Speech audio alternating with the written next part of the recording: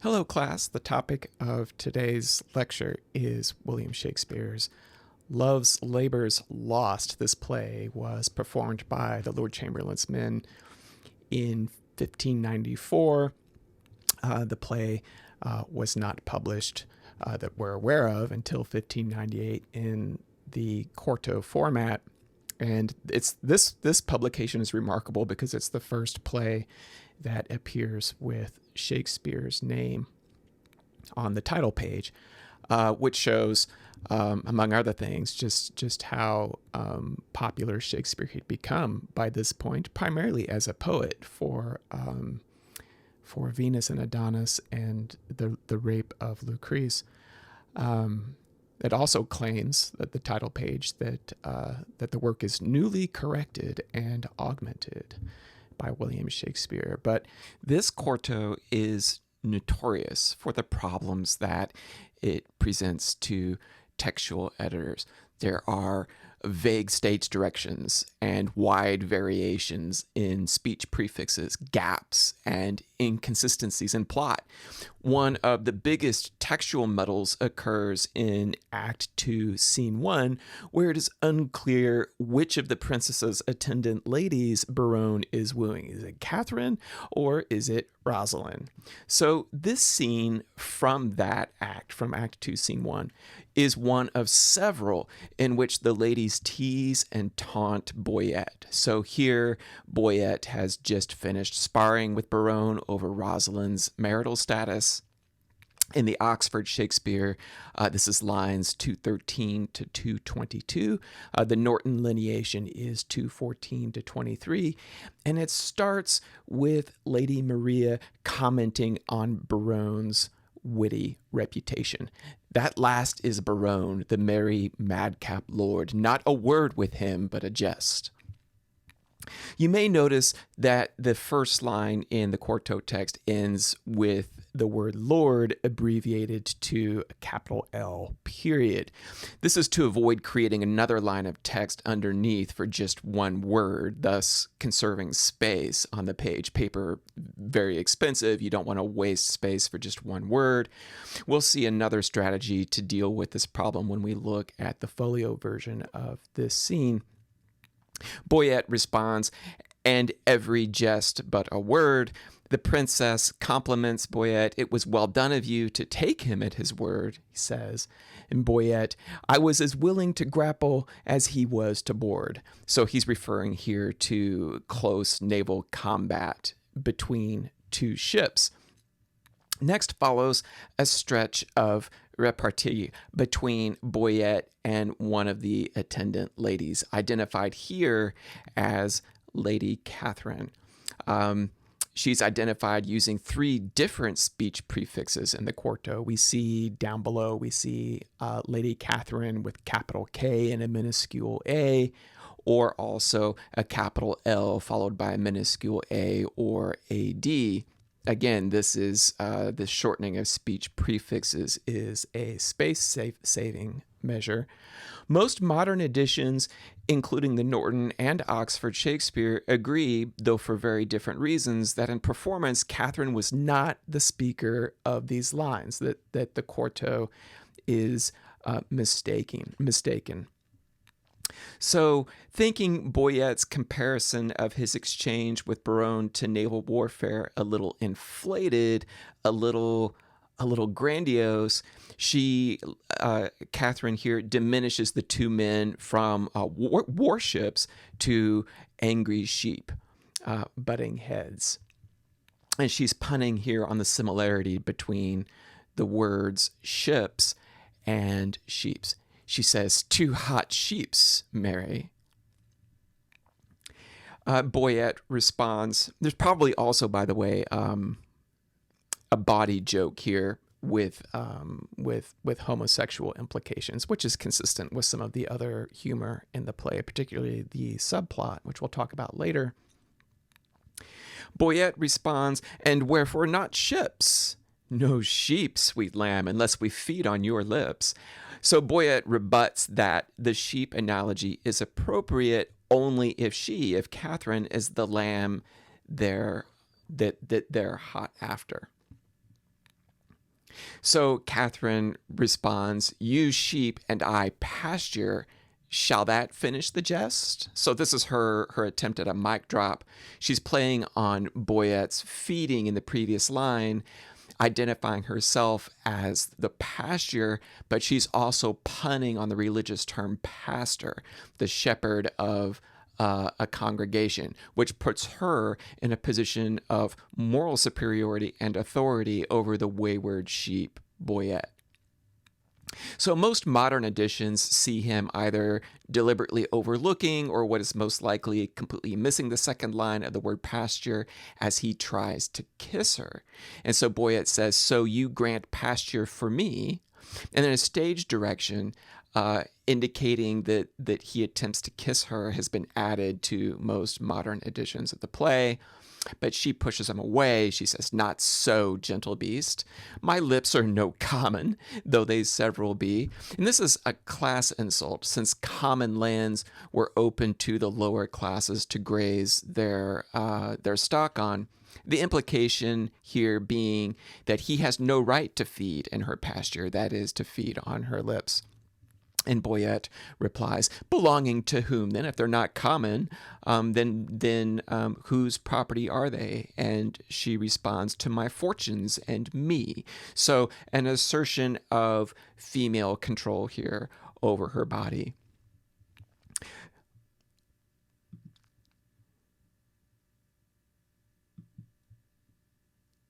So we'll take now at a look at how the Oxford edition deals with the uncertainty over who is speaking in these lines. The Oxford edition gives us, instead of Lady Catherine, we get Rosalind. Again, it's square bracketed here because there is no textual precedent identifying Rosalind as the speaker. That is the decision made by the editors of the Oxford Shakespeare, that she's the most likely candidate for that. The Norton Shakespeare comes up with a different solution, and it is based upon the folio edition of 1623, in which Lady Maria, who still has her line here, "That last is a barone, the merry madcap lord, not a word with him, but a jest."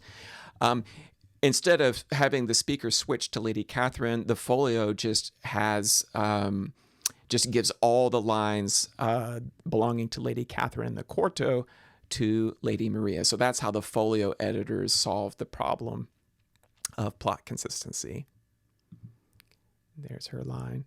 You may also notice, too, that there are some changes here. "And wherefore not ships" is a line given to Lady Maria. And then we also see, too, that the folio, the compositors of the folio edition also, rather than having lips on its own line, moved it up above with a parenthesis, blocking it off from Maria's line, "and wherefore not ships." Just a space-saving measure, but again, it looks confusing to a reader today, modern reader. So the folio, the 1623 folio version, is the version used by the Norton Shakespeare. As you can see, "To hot sheeps, Mary," that line is given to Maria, and she gets all the lines that the Oxford Shakespeare gives to Rosalind. So both the Oxford Shakespeare and the Norton agree that Lady Catherine is not the right speaker, even though that's how she's identified in the quarto. But the Oxford Shakespeare does not follow the 1623 folio, and the Norton does, in giving those lines instead to Lady Maria. So that's an indication of just how difficult editing Shakespeare can be. Even modern editions are inconsistent at times.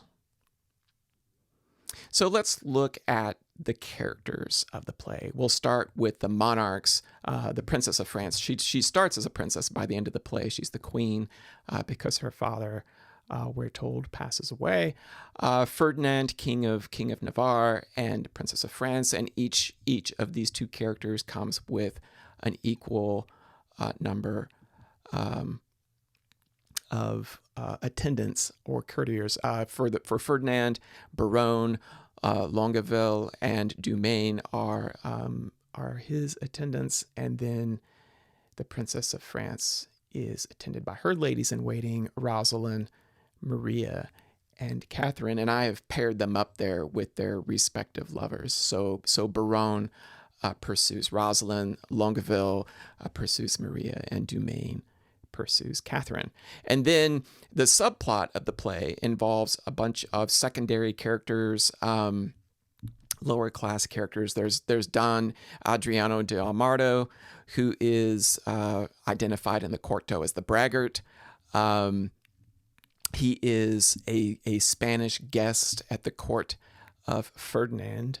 And when Baronne asks, how are we going to amuse ourselves during our long 3-year period of study, since we're not allowed to have women around? And Ferdinand says, well, I've got this. There's this guy, Don Adriano de Almagro. He'll be our entertainment. He'll be like a jester for us. And he has a page with him named Moth or Moat. There are two other characters, Holofernes and Nathaniel, and they are Holofernes is a sort of a satire of a pedant or schoolmaster, and Nathaniel is the curate. And a lot of these characters, Holofernes, Nathaniel, Armado, these characters are based on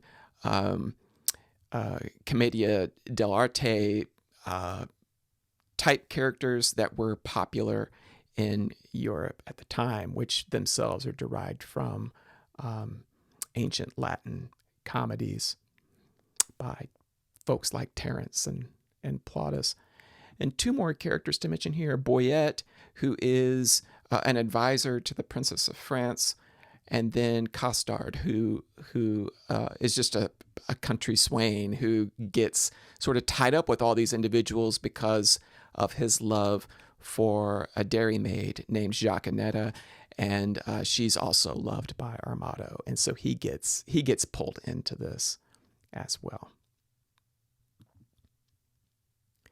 So that wasn't all the characters, but that was most of them. We'll do a synopsis of the play now. We'll start with Act 1. So Ferdinand, King of Navarre, has invited several of his courtiers, Baronne, Longueville, and Dumaine, to form an all-male academy at his court. And to be included in this, they must sign an oath of commitment to 3 years of undisturbed study. And this oath comes with a number of rules. And the most stringent and contentious of these rules forbids them from having any contact with women during this 3-year period of study. And Baronne, he balks at this requirement and points out that it will impede the king from fulfilling his duties, since the Princess of France is coming to negotiate an outstanding debt on the behalf of her gravely ill father. So skeptical that his companion, so the king makes an exception. Well, it's okay. We'll be able to meet with the Princess of France. And Baronne kind of scoffs at this. And he's skeptical that his companions will be able to keep to their word. So he agrees to sign the oath, boasting that he will be able to hold out longer than any of them. Meanwhile, the peasant, Costard, has been caught consorting with the dairymaid Jacquinetta, and the king sentences Costard to a week of fasting and places him in the custody of the braggart Don Adriano de Almagro, who's the very person who turned Costard in the first place, and who is himself in love with Jacquinetta. So Armado is torn between his obligations to the king on the one hand and his sexual desire on the other, and he complains of his dilemma to his page Moat, who counsels his master even as he mocks his foibles. And that brings us to Act 2, just one scene. So the embassy led by the Princess of France arrives in Navarre to settle a debt accrued by her father during the French Wars of Religion, sort of a dark background to what for the first four acts, anyways, a very light play, this reference to the wars between Catholics and Protestants in France. She is attended by an officious advisor named Boyette and three ladies in waiting, again, Rosalind, Catherine, and Maria. And they report their previous social encounters with the men in Ferdinand's academy. And they note especially the reputation of all three men, and we're talking about Baronne, Longueville, and Dumaine, their reputation for being quick-witted, even cruel. They are soon greeted by the king's party and informed that while prohibited from entering the palace, they are welcome to camp outside, to set up a pavilion in His Majesty's garden. So despite their recent oath-taking, by the end of the scene, we realize that Ferdinand and his companions are smitten with these ladies, but determined at this point to keep their feelings secret from one another, because of course it would be violating the terms of their scholarly compact. So Act 3 is also just one scene. Armado frees Costard on the condition that he deliver a love letter to Jaquenetta. Separately, Baronne approaches Costard and pays him to deliver a letter to Rosalind. These letters will, of course, be misdelivered in Act 4, which is a sort of conventional way of generating comedy, misrecognition, in this case, the misplacement or misdelivery of documents. In a long soliloquy in blank verse at the end of this act, Baronne confesses his love for Rosalind. This parallels a really clumsy speech in prose by Armado at the end of Act 1. And Baronne and Armado contrast each other throughout the play. So Baronne confesses his love for Rosalind, dismayed that he has so easily fallen prey to Cupid and thus violated the terms of his compact with the king and his fellow academicians. And that is how Act 3 ends. And then we get these longer acts. Act 4, 3 scenes. So while hunting deer, the princess and her companions are approached by Costard, who delivers the letter intended for Jaquenetta. Boyette reads it aloud to the amusement of the party. Later, the schoolmaster Holofernes and Nathaniel, who's a clergyman, comment on the princess's successful hunt, and Holofernes recites a short poem about it using Shakespeare's Venus and Adonis stanza, interestingly enough, which Nathaniel rather ignorantly praises for its ingenuousness. It's not a very good poem. Jaquenetta enters at this point with Baronne's letter to Rosalind and asks Nathaniel to read it aloud. Holofernes, clearly envious of Baronne's superior poetical skill, compares him unfavorably to the Latin poet Ovid. Nathaniel orders Jaquenetta to turn the letter over to the king as evidence of Baronne's violation of his oath. Meanwhile, Baronne resumes, this time in prose. He's the only aristocratic character in the play who has an extended piece of dialogue in prose. He continues his self-flagellation over his love for Rosalind, and then eavesdrops in a really just a scene full of rich and dramatic irony. He eavesdrops as one by one his fellow academicians enter and confess their love. They recite their love poems. The king for the princess, Longueville for Maria, and Dumaine for Catherine. Their recusancy is discovered. They sort of out each other in the scene, and Baronne mockingly claims moral superiority over his companions, but is himself exposed when Jaquenetta enters and produces the letter to Rosalind. Barone then launches into this defense of Rosalind's dark beauty. He's ribbed by his companions over this, which anticipates the Dark Lady sonnets that Shakespeare that were published 10 years after this.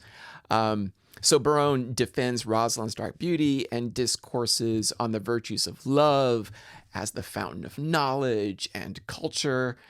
And persuaded by his argument, since they've all been compromised, the men forsake their earlier vows and now devise a strategy to woo and win over the women. Which brings us to Act 5,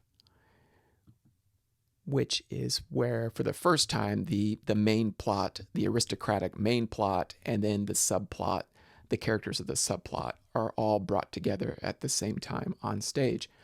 So under the king's direction, Armado commissions Holofernes and Nathaniel to organize some entertainment for the princess and her ladies. They decide on a popular spectacle, something that would have been very familiar to Shakespeare's audience at the time, known as the pageant of the Nine Worthies, with the parts to be divided amongst themselves and the other commoner characters. So this kind of meta theater in which audiences in the theater watch the actors on stage, who are themselves the audience for a performance within the play. Shakespeare is very interested in this in the mid-1590s. It's also, there's a performance of a play called Pyramus and Thisbe in A Midsummer Night's Dream. And then, of course, there's the famous mousetrap scene in Hamlet. So Shakespeare's very interested in this scenario of actors becoming spectators of performance. So while they're planning out this performance, Ferdinand and his companions have sent poems and gifts to their respective ladies. I think a glove, a pearl necklace, or a string of pearls, a pendant, a diamond pendant, and I think a brooch is the other gift, but I can't recall which of those ladies gets the gifts. But Boyet informs the women that he's overheard the men talking, and they plan to amuse themselves by courting the women disguised as an embassy of Russian gentlemen. So the women, offended that they're going to be played with in this way, they counter by exchanging their love tokens so that the men will confuse their identities during the masquerade, which is successful and very, very funny. Discouraged, the men leave, but they return not long after, this time undisguised, for the performance of the Nine Worthies. Both parties, the men and the women, admit to their trickery. The pageant is performed, but descends into a fight when Costard discloses to Armado that Jaquenetta is pregnant.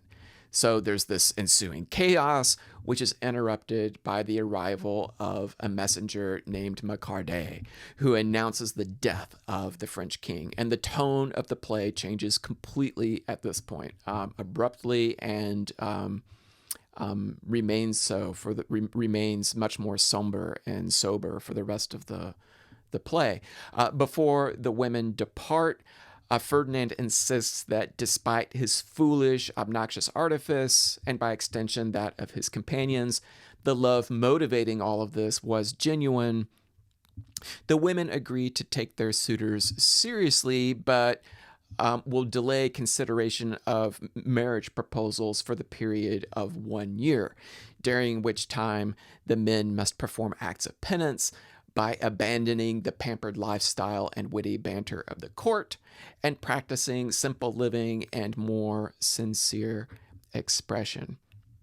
The play then concludes with the performance of 2 songs celebrating love in different seasons, which is an underlying theme of the play. So Love's Labour's Lost is arguably Shakespeare's most poetical play.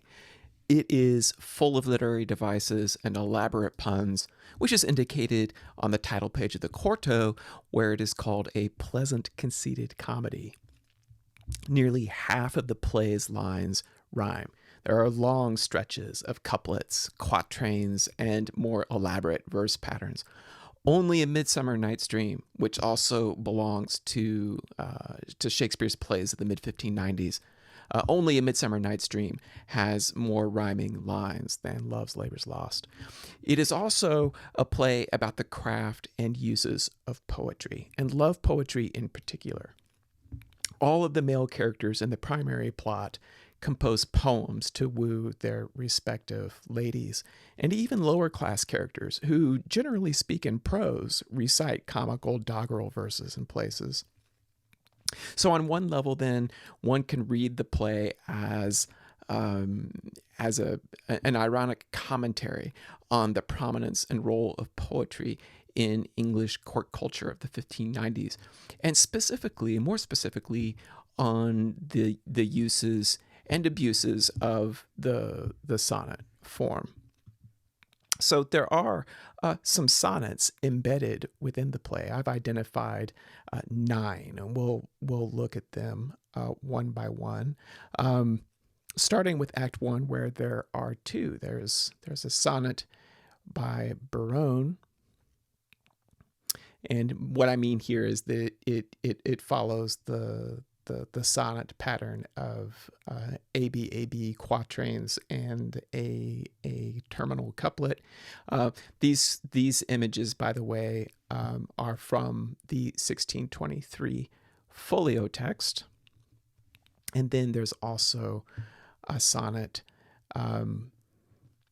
by King Ferdinand about Armado and the braggart character, and the king here is talking about how Armado is going to provide their amusement during their 3-year period of study. He keeps a mint of phrases in his brain, he says, and that will be demonstrated when we look at one of Armado's speeches in Act 4. But this first sonnet by Barone, this is Barone's response to the king's statute forbidding the men from having contact with women throughout the 3-year period of study. He argues here that books are like mere stars compared to the dazzling solar eye of a beautiful woman, and that book learning might impress others, but is really of little value compared to the greater truths conveyed by a woman's beauty. And Barone will elaborate on this argument much further in Act 4. And we don't see any more sonnets until Act 4, and we see a bunch of them. Sonnet. This is not really a sonnet. It's a speech by Armado. I'll talk about why I've included it here in just a minute. Then we have a sonnet from Barone, and then we have a sonnet from Ferdinand, Longueville, and finally Dumaine. And these sonnets, Ferdinand's sonnet on the princess, Longueville's on Maria, and Dumaine's irregular sonnet on Catherine in tetrameter lines, these sonnets are they're straightforward Petrarchan fare, praising the beloved's eyes, declarations of their divinity, and so forth. But we're going to start with this one. So at the end of Act 2, in a passage that's not unlike this one, Armado expounds on the evil angel of love, that the evil angel in quotation marks there, and he concludes that he will give up military glory to become a poet. He says, "Adieu, valor, rust rapier, be still, drum, for your manager is love. Yea, he loveth.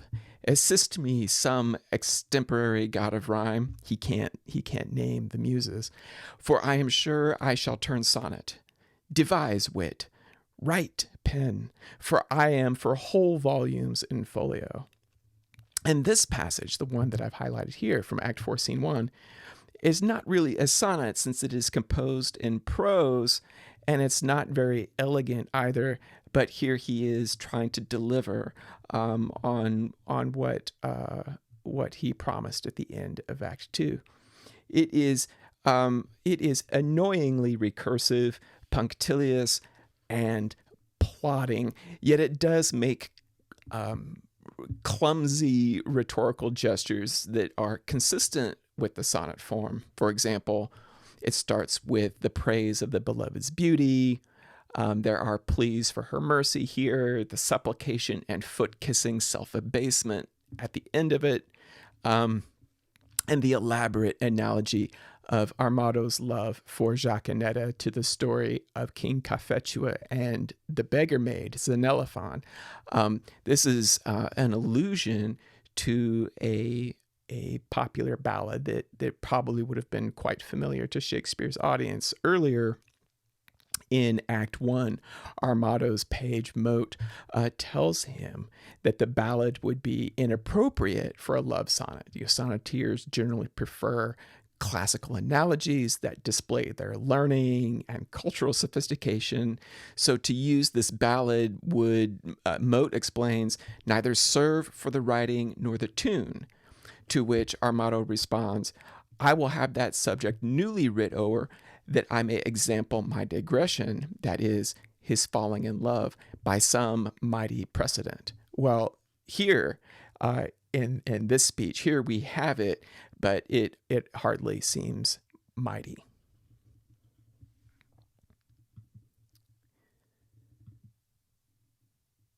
So, far more in line with Petrarchan sonnet conventions is this sonnet. And I think it's the finest sonnet in the play. This is composed by Barone. It's deliberately written as a sonnet as opposed to just having a sonnet form, and it's addressed to Rosalind.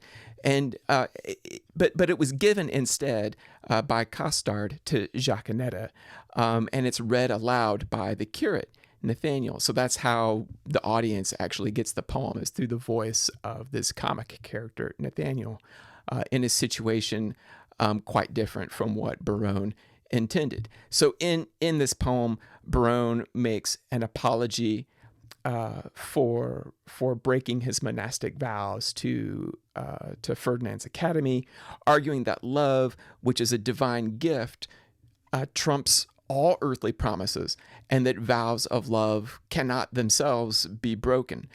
It is a virtuoso performance that bears Shakespeare's stamp with its closed quatrains and punchy couplet.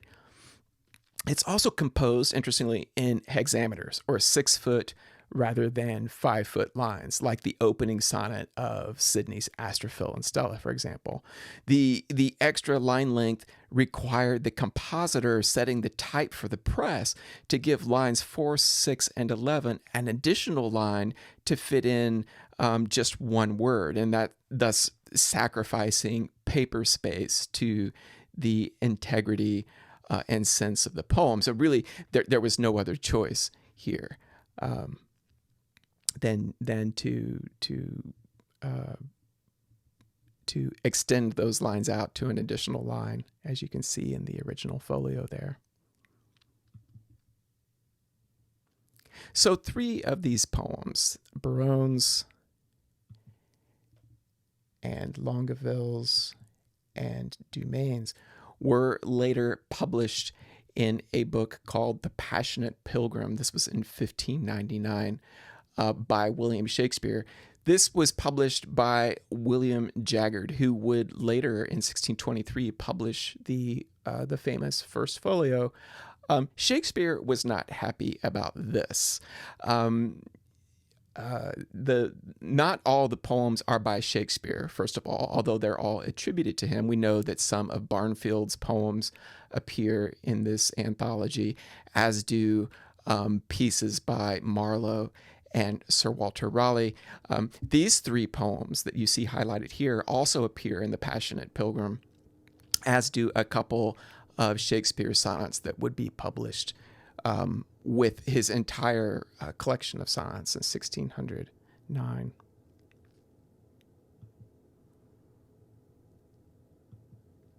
So Act 5, we get 3 sonnets, and 2 of them Sonnets 8 and 9 are what we would call dialogue sonnets. The first between the princess and her attendants, gloating over their success, fooling the men during the masquerade. Boyet gets the couplet here. The second one is a dialogue between the princess and the king about his decision to forego his oath forbidding women from appearing in court. She's giving him a hard time about that. But the third sonnet, and the last in the play, is the more interesting one here.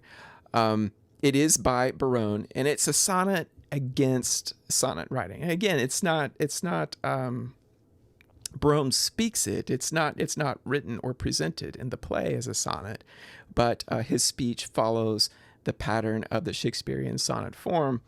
So defeated, at this point, the men had been defeated and humiliated by the women, and Barone admits that art is in some ways antithetical to love, that honest expression is preferable to what he calls taffeta phrases, silken terms, and figures pedantical.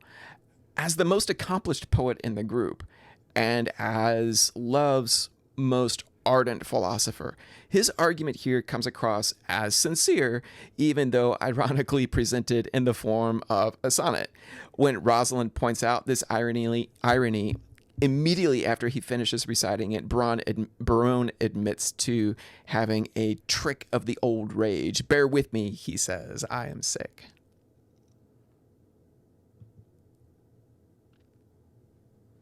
So at this point, I'm going to talk about a dozen different scenes from the play that deserve closer attention. I will do so as I usually do, in chronological order, mostly chronological order, starting with Act 1, Scene 1, lines 1 through 109. This is where Ferdinand the king says, our court shall be a little academy. And this scene contains Barone's first sonnet that we just looked at.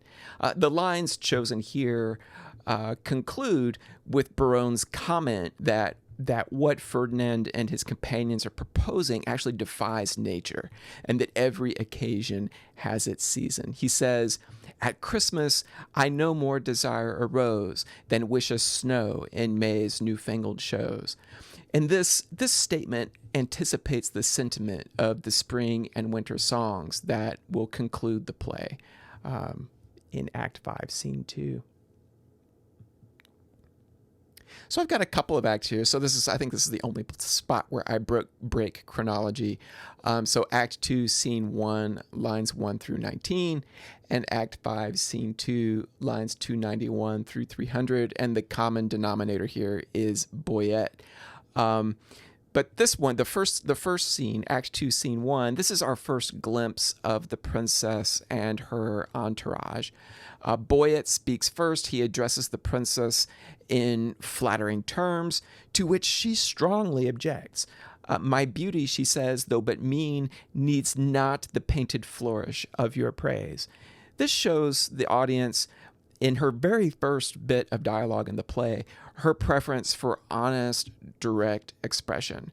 This anticipates her disdain for the men in Ferdinand's group and all the contrivances of their courtship later in the play.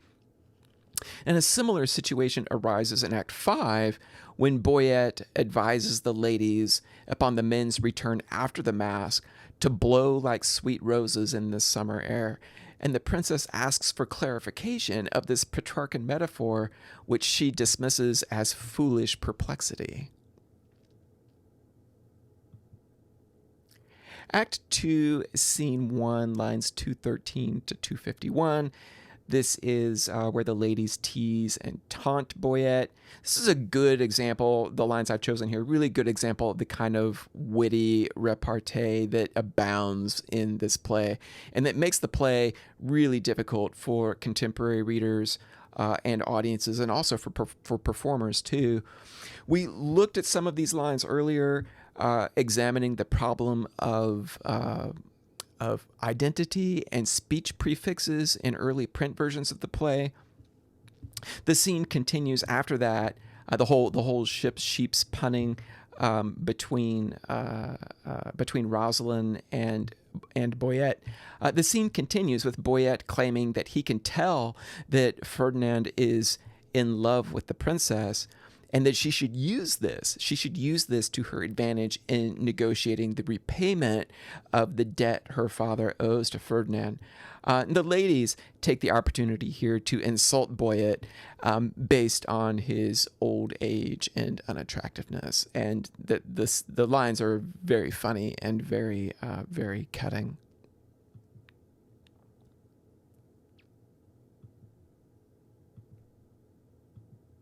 So I'm going to move forward to Act 4, Scene 1, lines 7 through 40. This is the princess and the hunt. So game hunting, as we've already seen, provided Renaissance poets with an abundance of metaphors for courtship, sexual desire, and even infidelity. Gascoigne avails himself of all these possibilities in 100 Sundry Flowers. And we can go even farther back with Wyatt's Whoso Lists to Hunt. It's another well-known example of this.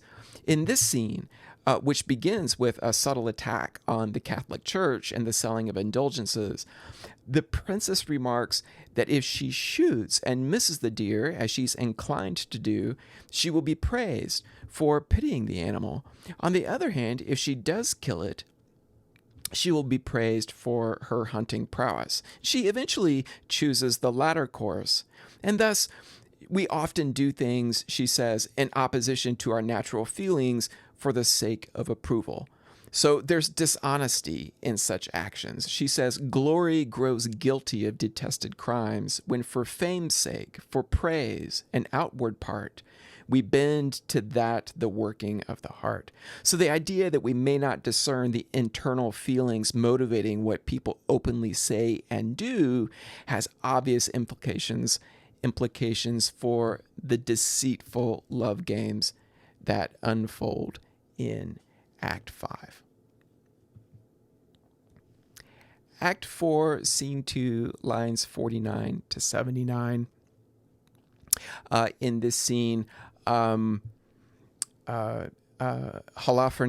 recites this stanza of really awful poetry on the princess's kill after she has shot a deer.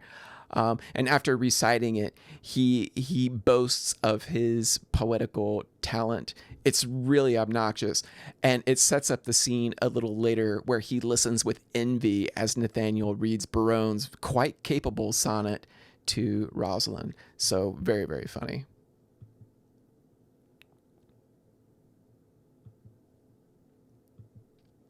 Act 4, Scene 3, lines 20 to 184. This is the very famous eavesdropping scene, a textbook illustration of dramatic irony, as none of the men is aware that he's being overheard by the others as he comes on stage and recites a poem and expresses his love agony, I guess you might say. Act 4, Scene 3, lines 211 to 258. So Baronne argues here that love is an irresistible natural force. This is something that he will develop a little later in the play. So after Jaquenetta turns over Baronne's letter to Rosalind, and so Baronne has basically been discovered as a hypocrite because he's been ridiculing his comrades for breaking their oaths. He goes from ridiculing them to defending love as a force of nature that no man has the power to resist, particularly when it is triggered by a beautiful woman. So then he then launches into these Petrarchan flights of praise for Rosalind's beauty. The king then, who's a little envious, because he thinks that the princess is more beautiful than Rosalind, he remarks that she's not as beautiful as Baronne is presenting her, mainly on the grounds of Rosalind's darker complexion. This does not necessarily mean that she's black. I wouldn't take those lines literally, but simply that she has dark features or does not wear the hair pieces or cosmetics that aristocratic ladies at that time wore to appear unnaturally pale. Barone says, "If in black my lady's brows be decked, it mourns that painting and usurping hair should ravish doters with a false aspect, and therefore is she born to make black fair." This is interesting for a couple of reasons. It's interesting because it anticipates the Dark Lady sonnets. That would be published in 1609. Interesting, too, because what Barone seems to appreciate here is honest beauty as opposed to artifice and deceit, the wearing of cosmetics and hair pieces. And this is associated not just with fashion, with the wearing of makeup, but also with rhetoric and poetry. So there's a little irony here in Barone's praise of Rosalind's beauty.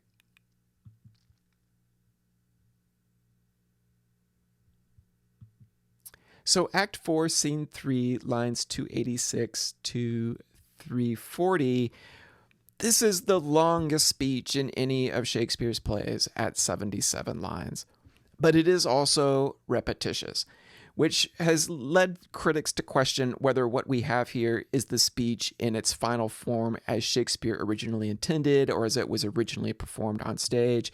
Perhaps this is really just a draft that made it into the quarto and got transferred then to the folio in 1623. Barone here argues that beauty is the spring of knowledge and culture, that love raises men to their highest potential, and that women are, he says, and I'm quoting him here, the books, the arts, the academies that show, contain, and nourish all the world, else none at all in aught proves excellent. This speech is what finally convinces his companions that they are justified in abandoning their planned academy and forswearing their oath against courting women. So turning now to Act 5.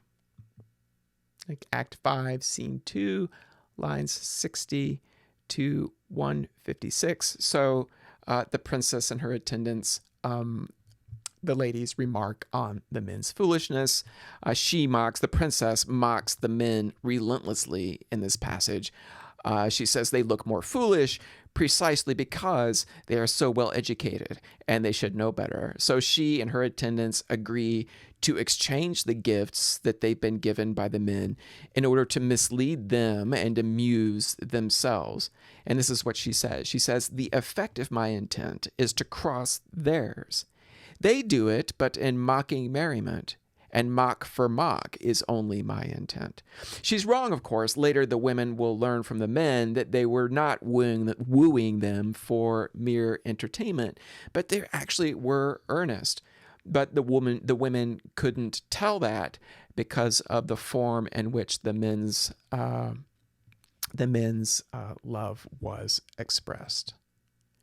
So Act 5, Scene 2, lines 201 to 227. This is just part of a scene where we get some of the consequences of the women's decision to swap love tokens and play games with the men.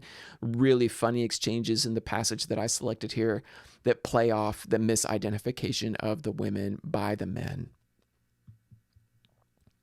Act 5, Scene 2, lines 389 to 430. This passage contains the Barone sonnet that we looked at earlier. The men have been discovered in their earlier deception disguised as Russian courtiers or envoys, which of course the ladies had known all along, thanks to Boyette, who had sniffed out this game.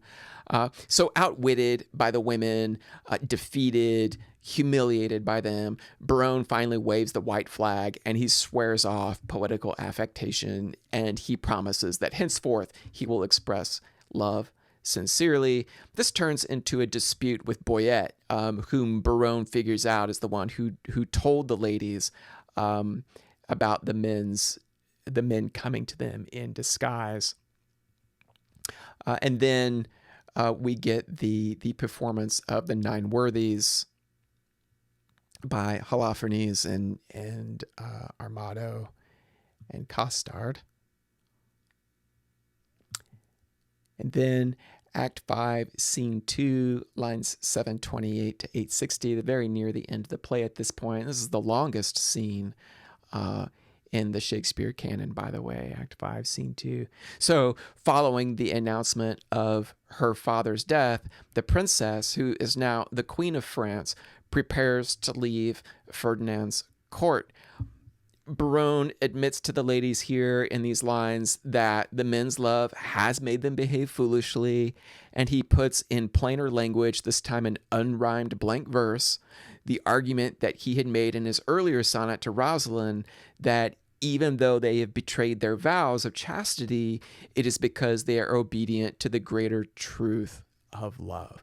So his, quote, honest, plain words, unquote, are met with skepticism by the queen and her ladies, who postpone any decisions on marriage for a year, and they impose on the men in the meantime these labors or challenges to prove that they are truly committed and also reformed in their manners.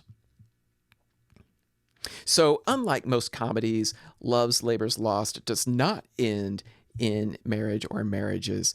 And Barone says, our wooing doth not end like an old play, he says. Jack hath not Jill. And that concludes this video on Love's Labour's Lost.